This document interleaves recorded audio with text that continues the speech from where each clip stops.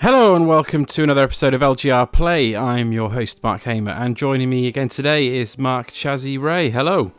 Hello. So you've been at Gamescom. That's it. Yeah, I've been away. Travelling to Germany. To the beautiful city of Cologne. Cologne. Yeah, it was, and it is a beautiful city. Lovely cobbled streets, and the Rhine. Yeah. And stuff, and lots of walking. So, people who don't know, Gamescom is Europe's premiere, I guess. Apparently, it's the world's largest video game show. Apparently, by square footage. It's one of the two prestige European game shows in terms of where developers and publishers and platform holders are actually going to be showing stuff off, because Eurogamer in Birmingham, has been in Birmingham, now it's back in London, is 100% a consumer show. Like, the press don't really cover anything because there's no announcements or anything like that, but Gamescom is kind of like the European version of E3, kind of. Yeah, it's all the stuff that was at E3 gets European demos. Mm-hmm. In Gamescom, basically. So everything at E3 is bought here, plus sometimes some little extras and some little nice to haves before Christmas, before things are released in the kind of Christmas rush. Yeah, or there's always these sort of there's always GDC earlier on in the year, then E3, then Gamescom, then Paris Games Week, and then Tokyo Game Show. I think is the order, and those are the big ones. And then, of course, sometimes Xbox will have their own thing, and sometimes Sony has their own thing as well. But anyway, Gamescom. There were a few announcements this year, not a huge amount. It's kind of the same as it was with E3. Really, it's just the two big platform holders are sort of treading water, ready for the big new consoles to come out next year. But Google, pushing Stadia in a big way, and Xbox still had a conference and they had some stuff to announce, although it seemed to be mainly just here's some cool stuff that's coming to Game Pass, and a lot of cool stuff coming to Game Pass actually. And Nintendo announcing a whole bunch of indies, which everybody loves. But what was it like actually being there? Being there is very odd. I'll disclose now, I was there I was a trade visitor. So I was actually there for work, and I had meetings and stuff. So I got to get in on trade is on the Tuesday, Wednesday. So trade and press, and then I believe it's Wednesday, Thursday, Friday, Saturday, Sunday, kind of opens to slightly more to the public. So it slowly opens. You get different tiers of accessibility. But Saturday, Sunday is literally just general admission. People can just queue up forever and a day and get tickets on a door, sort of thing. But yeah, on the first day, got there on the Tuesday, had a few meetings, but the show floor was pretty empty. I mean, the best way I can describe it is in queues, because everything's a queue at Gamescom. So the queues were an hour to 45 minutes to an hour to get on anything. So Cyberpunk was at an hour from the end of the line to actually seeing the hands-off demo. Yes, an hour for a hands-off demo. Yeah, which, it's insane. The footage will be out in the wild probably within a few weeks. Yeah, and that's Gamescom all over. There's a lot of this happens that, I mean, it's basically queuing the game show. It's let's put it this way. So by the Wednesday, the queues have gone up to 4 hours for the same demo. And stalls, all the trade stalls and stuff, and all the different demo areas were giving away boxes that had supports in them that you could use as seats and you could take around with you, because they know you're just going to queue forever and a day. So you might as well have somewhere to sit rather than on this cold show floor. So it's that kind of convention where you go, right, I'm in Wednesday, Thursday, Friday. I'm going to see one big game, and I'm going to queue forever and a day. And then maybe I'll get to see a couple of little, maybe 3 or 4 games over someone's shoulder. And that is about it for my 3 days. But it's just so vast. The best way I could describe it is the old Earl's Court. The whole size of that fits into one hall of Gamescom. And Gamescom, I believe, had 6 halls. So it's insane. It was just an absolutely insane footprint of like every booth. Like the Microsoft booth was an entire wall of one of the hall areas, with just every game that it's showing from now until Christmas, and then probably a little bit beyond that. And yeah, it's just vast. That's the only way I could describe it. It's just vast and full of people, and you can't move. Like I say, the first few days I was there, first day I was there was actually quite nice because, like you say, you're with the trade and you get to move around and you've got a lot of space. And then every day after that was just, you're rammed, it's tight, it was hot, it was really hot over there. So you're just it's full of sweaty people. That you see those pictures, you'll see the classic pictures of the hallway. So there's a big set of stairs that comes down into a massive hall between two, like a hallway between two halls, and it's just always rammed with people. And if you basically, there's one flow going one way, one flow going the other, and it's just, you're just hemmed in. There's no other way to it, and you just sort of go with the flow. You don't pick where you go, you just kind of, right, this group of people is going to the left, I'm going to the left. There's nothing I can do about it. It's just immense. And but having said that, really lovely. Like, everyone's so friendly, everyone's so cool. But yeah, be prepared to wait is the one thing I would say. But all the big games are there, so you're kind of prepared to do that if you're hardcore enough. Was there much of a Sony presence there? Because there wasn't really an E3. There was a Sony presence, but it was more from that they had a booth, they had some demo stations set up, but it was kind of, they had some lovely like bits of art where there was like a big thing on the wall, like the PlayStation symbols made out of the controllers, different coloured controllers. They had like a wall that you could sign, that had the PlayStation logo in the middle, and then you get a silver pen and sign it. And it was that kind of stuff. It was branding stuff. It was stuff that was kind of there to say, we've got a presence here. But they spread a lot of their games out throughout the different halls in different places with publishers and stuff. So it's always been kind of Fortress Europe for Sony. Like they've got a massive advantage, especially on the continent, over Microsoft. So I would be surprised if they hadn't made any showing at all.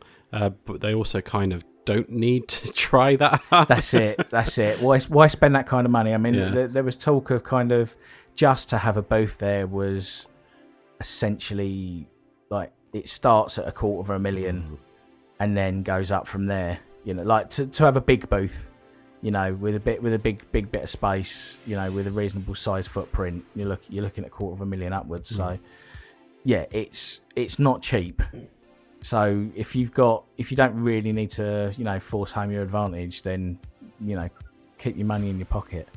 It's that kind of situation. But yeah, Microsoft had a massive booth. They were looking to kind of really push it. Nintendo had about the same size booth as they have at say an EGX, but they're always mobbed, so they know they can just, it doesn't matter. You know, they were showing off, what was it, Link's Awakening. They were showing off Pokemon Sword and Shield. That was the same deal at both EGX last year and EGX Res earlier this year. Is the Nintendo sections were just absolutely swamped. Like the queues were huge, even for like something small. Like I wanted to try and get hands on Untitled Goose Game, and at both EGX and at Res, the queues were just massive. I don't want to queue for that long. It's always going to be mobbed, and but they do a very good job of queuing. They do a very good job of getting people through. But what was very interesting was there was a steady flow of people going through the Stadia stand.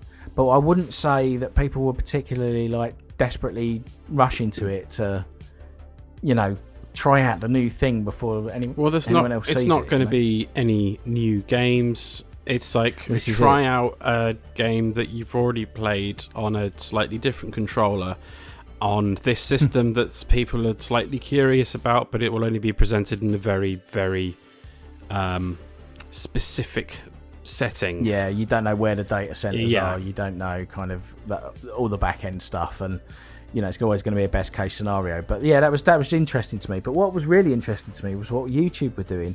They had a massive booth. And what they were doing, they had a creator studio where you could sign up and literally go in and create content from their booth. But also they had like,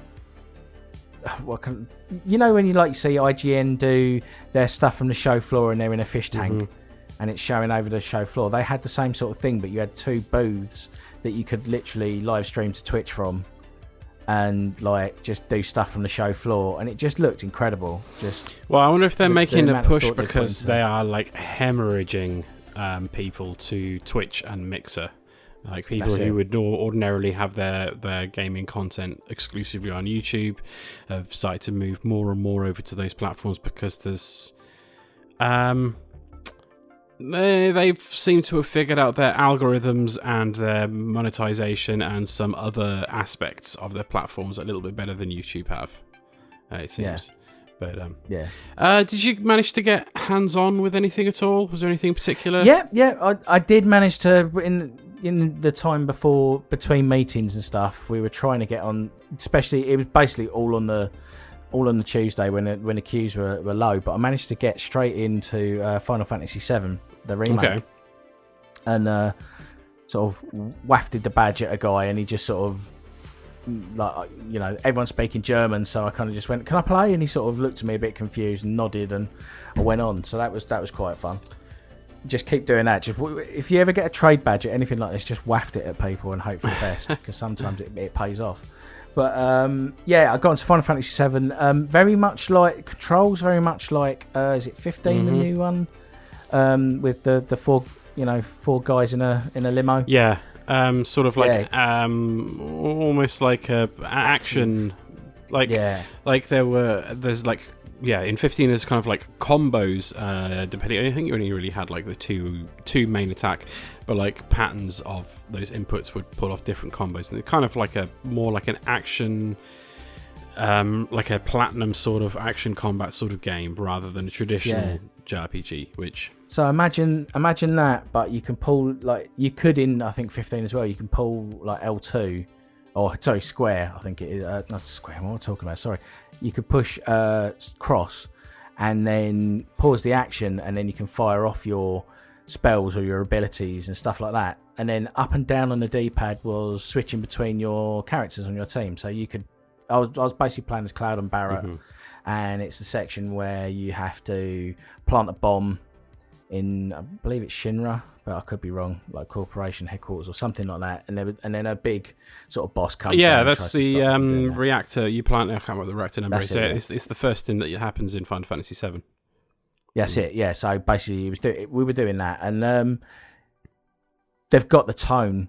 The tone is perfect. Like the graphically, the way the characters emote and that kind of stuff. It's beautiful. It's like what you imagine in your mind Final Fantasy VII was if it was up-resed, if that makes sense. You know, rather than being those horrible polygons, it's like, you know, beautifully mastered versions of Barrett and Cloud. And dragging the gameplay, kicking and screaming into the 21st century. Yeah. Although I am a sucker for a turn-based RPG combat system.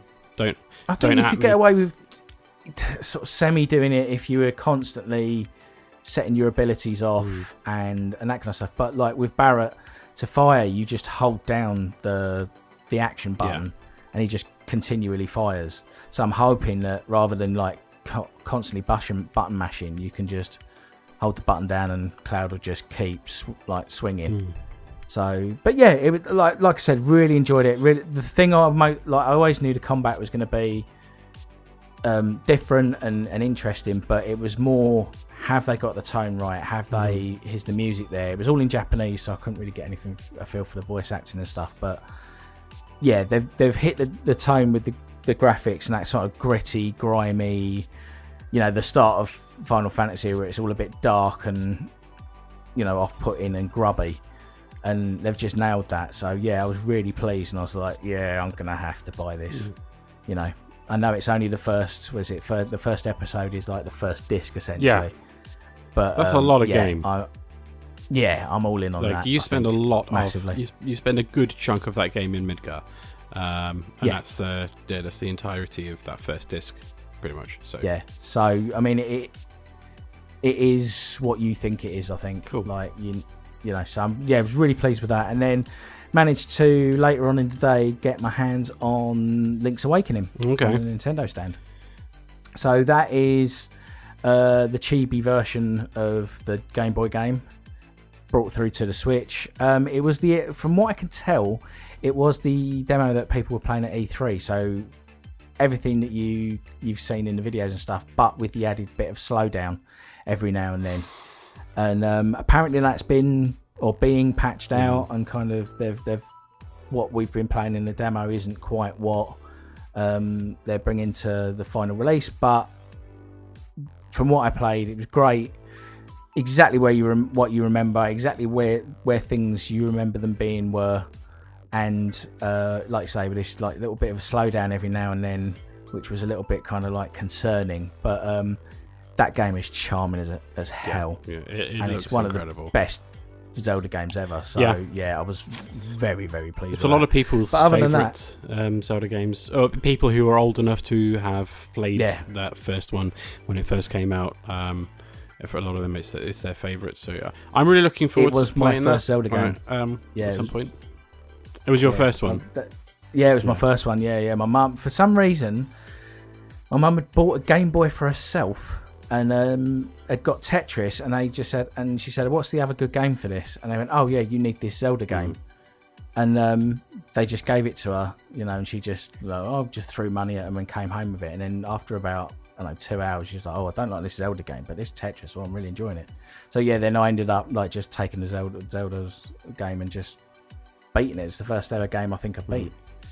So yeah, I've got a bit of a love for that game, and I'm just dying to have it in a kind of HD format that I can play and stream, and just go back to when I was, I must have been about 13, 12, 13, something. I don't know. Yeah, I'll have to work out how old I was. But yeah, brilliant game. Can't wait to play it. Cool. So, there's a couple of good games to look forward to. There are lots of other games that people got to either get hands-on with or sit and watch someone else playing after queuing up for an hour, which just seems dumb to me. But then, like as we alluded to earlier, there were a lot of good announcements. Like Microsoft reeled off a bunch of games that are coming out to Game Pass in the next coming months, and I'm even happier to be a Game Pass subscriber than I was before. Nintendo announced a whole bunch of indies that are coming over to the Switch. It's just becoming more and more the platform to play indie games on. All in all, good things to look forward to. Yeah, and we all got freaked out by Death Stranding and its weird gameplay. Yeah, and holographic Jeff Keighley. Yeah. But it's not Jeff Keighley's voice. I got to meet holographic Jeff Keighley, so that was That's cool. Yeah. Holographic Jeff Keighley, but not his voice. Which is weird. But yeah. Yeah, so that's going to be a bit off. Yeah, the more I see about Death Stranding, the more I think, yeah, he's concerning. Once you take Metal Gear Solid away from Kojima and he is unhinged and can make whatever he wants, maybe that's not a good thing. I don't know. You're just walking between cutscenes. That's what it feels like for me. I'm super curious as to what that game will be when it comes out, but I do not want to be the guinea pig that plays it. But anyway. Yeah. But anyway, there you Gamescom. It was Gamescom. Yeah. It was hot, sweaty, and full of people, and I had to queue forever. But it was brilliant. It's at the an same experience. Time, and it's such a spectacle. It's such a spectacle. Yeah, man. You should do it. You should do it, man. One day, I'm sure I will. Get the Eurostar. It's cheap. Yeah, exactly.